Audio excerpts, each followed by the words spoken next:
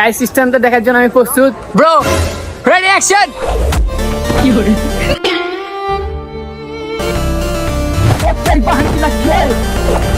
ও পান্তাপার নাম জীবন। হ্যালো বন্ধুরা, কি হলো? তোমরা কে বাসাও? আশা করি তোমরা সবাই অনেক বেশি ভালো আছে এন্ড কি হলো আমি অনেক ভালো আছি। তো গাইস আজকে আবারও তোমাদেরকে স্বাগতম আমাদের এলোমেলো ব্লগে। তো গাইস ব্লগটা শুরু করা যাক, লেটস গো। তো গাইস আমার হাতে সময় খুবই কম, শর্টকাট না আমার নিনজা টেকনিক। এটাই হলো শর্টকাট না আমার নিনজা টেকনিক। কি হলো গাইস আজকে মনে যেতে চাইবে সেটাই করব, কোনো দেখা দেখি সিন নাই। চলো এবার অন্য প্লেসে যাওয়া যাক।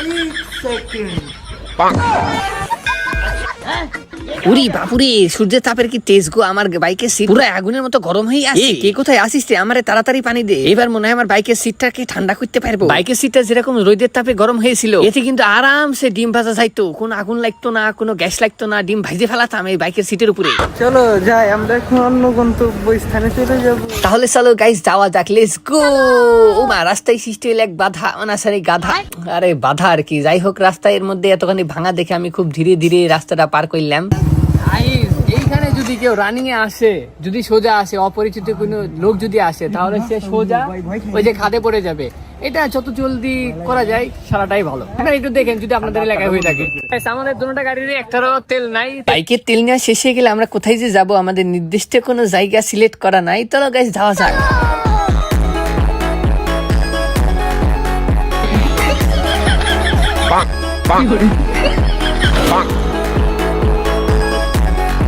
গাইস বাইক চালাতে চালাতে পুরো আমি টায়ার হয়ে গেছি, ও না মানে ক্লান্ত হয়ে পড়েছি। মামনের কানে কানে বললাম এবার তুই আস্তে ধীরে হুন্ডাটা চালা। গ্রামের আশেপাশে ঘোরাঘুরি করার পর আমরা রাস্তার পাশে একটা হাই স্কুলের বড় মাঠ দেখতে পেলাম, সেখানে আমরা এন্ট্রি করলাম। চলেন গাইস দেখা যাক এখানে কোনো স্ট্যান্ড করার মতো প্লেস খুঁজে পাওয়া যায় কিনা। খুঁজতে খুঁজতে একটা পেয়ে গেলাম। হাই স্কুলের পাশে ছিল একটা প্রাইমারি স্কুল। এখানকার পায়খানা ছাদের উপর দিয়ে উঠা দেখি ওই প্রাইমারি স্কুলের ছাদের উপরে উঠে গেল মামুন। তারপরে আমি আর দেরি না করে আমি ঝটাপট করে উঠে পড়লাম। এই যে গাইস এই ভাই ব্রাদার গুলোকে দেখছেন, এরা ফুটবল খেলা দেখা বাদ দিয়ে আমাদের স্ট্যান্ড দেখার জন্য ছাদের উপরে উঠে বলল। আর অন্যদিকে ক্যামেরাম্যান ছাদের উপরে উঠতে গিয়ে তার পকেট থেকে ফোনটা পড়ে গেল। গাইস দেখেন ইমন ভাইয়ের ফোনটার অবস্থা।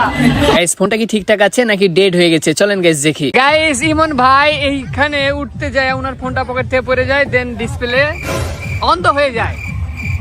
এরকম কাজ হলো ভাই, ব্যাড লাক ভাই, কিছু করার নাই। রিয়েলি সরি, আপনার নামটা বেস্ট ছিল, একবারে নষ্ট হয়ে গেছে ডিসপ্লে। এখন আমরা একটা স্ট্যান্ড করার জন্য আরেকটা ছাদের উপরে গেলাম। তারপর আমি ক্যামেরাম্যানের হাত থেকে ক্যামেরাটা আমার হাতে নিয়ে নিলাম। এবার গাইস চলো তোমাদেরকে প্লেসটা দেখাই। গাইস এইখান থেকে মামুন একটা স্ট্যান্ড করবে, আমাকে বলতেছে যে আমাকে অনেক স্ট্যান্ড করতে হবে। তো ওই ছাদ থেকে এই ছাদে জাম্প করবে। এখানকার ডিসটেন্সটা অনেক, যা বলার মতো না। ওই যদি দিতে পারে তাহলে গাইস আমিও দিতে পারবো। আগে মামুনেরটা দেখবো আমরা, তারপরে আমি ট্রাই করবো। গাইস স্ট্যান্ডটা দেখার জন্য আমি প্রস্তুত। Bro ready action. ভাই ভাই দ্যাটস ক্রেজি বয়, ক্রেজি ভাই। তোর এত সাহস কেমনে ভাই? এইসব মানে তোর ভয় লাগে না ভাই? এই বিষয়টা একটু বলেন, কারণ আমি যে জায়গাটা একবার দেখি ওই জায়গাটা দেখলি কারণ আমার মাইন্ডে ঢুকে যায়, যেখানে আমি দিতে পারবো কি পারবো না। ওকে গাইস আমি কি পারবো এটা? অবশ্যই পারবো। শিওর আমি ব্যাক ফিল্ম না মারতে জাম্পটা দিতে পারবো। বাট গাইস তোমরা যদি প্রফেশনাল না থাকো তাহলে এরকম স্ট্যান্ড বা পার্কুর করার কোনো দরকারই নাই, ঠিক আছে? নাও আমি একবার ট্রাই করে দেখি, লেটস গো।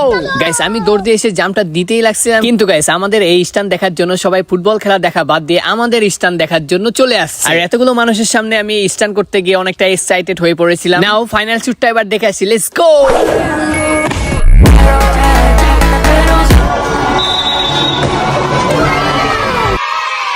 গাইস আমি যখন ছাদের উপরে ডিগবাজিতে ল্যান্ডটা করেছিলাম, কিছু সেকেন্ড পর অল্প অল্প অনুভব করতে পারছিলাম আমি মনে হয় একটুখানি আঘাত পেয়েছি। আমি যখন গাইস ডিগবাজিটা দিয়েছিলাম তখন কিন্তু আমি একটুও বুঝতে পারিনি। যাই হোক আমি নিচে সাথে সাথে নেমে গেলাম। এখানে যারা যারা স্ট্যান্ড দেখছিল তারা হয়তো ভেবেছিল যে না জানি কি হয়ে গেছে, বাট গাইস কোনো কিছু হয়নি আল্লাহর রহমতে। আর একটা কথা না বললেই নয় গাইস, আমাদের ক্যামেরার বাইরে অনেক কিছুই ঘটে যায় যেগুলো তোমাদেরকে দেখাই না বা আপলোডও করা হয় না। এবার দেখো গাইস মামুন যে জায়গাতে নামবে সেই জায়গাটা অনেকটা ক্রাউড ছিল। ওই এখন যেভাবে নামবে গাইস দেখো, এইখান থেকে একটা জাম দিয়ে শর্টকাটে নেমে যাবে। আমরা স্ট্যান্ডে করার পর আমরা সেখান থেকে চলে যেতে লাগছিলাম, আর ছোট ভাইগুলারা দৌড় দিয়ে আমাদের কাছে আসছিল। দেন ওরা বলতেছিল যে ভাইয়া যান একটু ডক্টরের ওখানে যান, একটু মেডিসিন নেন, ঠিক হয়ে যাবে। বাট আমি তো আসলে ঠিকই ছিলাম। শোনো শোনো গাইস, আমরা যে পার্কুর স্ট্যান্ড গুলা করি তোমরা কিন্তু এইসব কখনোই ট্রাই করবে না দয়া করে। গাইস এখানে কিছু করার নাই, প্রথমে আসলাম, প্রথমে ইমন ভাই ডিসপ্লেটা একবারে নষ্ট হয়ে গেল, দেন ইমন ভাই একটু হাতও কেটে গেল, গাড়ি নষ্ট হইলো, তারপর আমি স্ট্যান্ড করতে যাই পুড়ে গেলাম, একটু ব্যথা পাইলাম, সব মিলে এক কথায় ব্যাড লাক। বাট আমারই ভুল ছিল, আমি যদি ফ্লিপের চান্সটা নিতাম তাহলে হয়তো আমি করতাম না, আমি ইজিলি ভাবে ফ্লিপটা মারতে পারতাম। সেজন্য তো আমি আপনাকে বলছিলাম যে একসাথে ল্যান্ডিং করেছি, যার কারণে আমার জোকটা সামনে ছিল। আচ্ছা ঠিক আছে, আপনি যদি যেহেতু আপনারা মারছেন এই নিয়ে আপনি মারা লাগছিল। তো গাইস আমার বেশি খারাপ লাগতেছে কারণ আমি ইতি এখানে নিয়ে আসছি, শুধু আমার আর আপনার কিছু হয় না। হ্যাঁ এখন আমাদের সেই আছে, সবকিছু দিক দিয়ে পারফেক্ট আছে এখনো।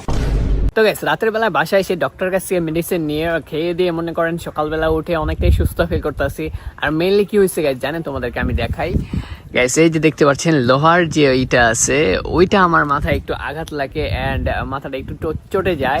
আর হ্যাঁ গাইস শোনো, you don't try this anything parkour and stand, তোমরা এইসব কখনোই ট্রাই করবে না, কারণ বুঝতে যে পারছো আমাদের ভিডিওতে অনেক কিছুই ঘটে যায় যেগুলো তোমাদের মাঝে দেখায় না। আর কারণ আমাদের স্ট্যান্ড গুলো তো মনে করো বুঝতে যে পারছো তো খুবই ডেঞ্জারাস, খুবই ক্রেজি। আর অনেকেই ভাবতেছো মনে মনে তোমরা যে আমি গাছের উপরে উঠে শুট নিতেছি কেন, কারণ গাইস দেখো আমি গাছের উপরে উঠে আসি, আবারও এলাকায় পানি ঢুকে গেছে, মনে করো আমরা তো আবার ডিবে গেলাম গো, দেখো পানি, এখন ভিডিও শুট করার জায়গা নাই, তাই জন্য ভাবলাম গাছের উপর থেকে উঠে শুটটা নেই।